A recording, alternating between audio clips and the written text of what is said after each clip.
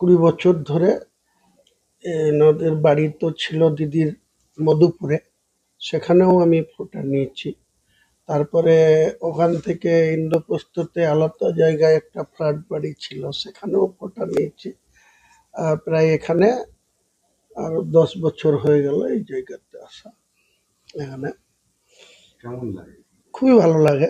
কাজে এটা আমার শত কাজের মধ্যে এটা আমার একটা শিডিউল থাকে যে আমি কোনো কারণে যদি মানে ডিস্ট্রিক্টের বাইরে বা দেশের বাইরে থাকি তাহলে তখন হয়তো মিস হয়েছে, কিন্তু আমার মনে হয় না যে 20 বছরে আমি কোনো সময় এই ভোটা থেকে দূরে থেকেছি।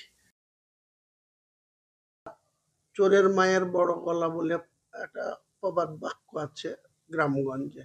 তা যারা চোরছাচার্ম করছে, বালির ঘাট থেকে তুলাবাজি করছে, পুলিশের সাথে তুলা নিচ্ছে, ভাগ নিচ্ছে, পুলিশও মজা পেয়ে গেছে। পুলিশের ক্যান্টিন আছে, মাল ঢোকার সঙ্গে সঙ্গে পুলিশের সব বাইরে সেল করে দেওয়া বা নিজের সেই মাল ক্রয় করে 10% 20% বেশিতে বাইরে বিক্রি করার জন্য মালই পাওয়া যায় না ক্যান্টিন। অথচ আর্মিদের ক্যান্টিনে যান, আপনি সবসময় মাল পাবেন, যাদের কার্ড হোল্ডার তাদের পাবেন।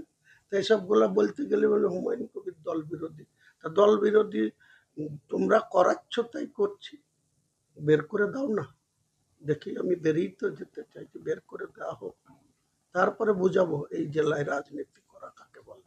শুধু পরীক্ষা করে নিক, হুমায়ুন কবিরকে সাইড করে দিক, দিয়ে দেখে নিক যে কটা সিট এই যারা মোড়ল সেজেছে, এই এই অপূর্ব সরকার, নিয়ামত হাজি, খলিলুর রহমান, জাকির হোসেন, এই তো নেতা। বাকিদের তো আমি মনে করি তরকারিতে তেজপাতা।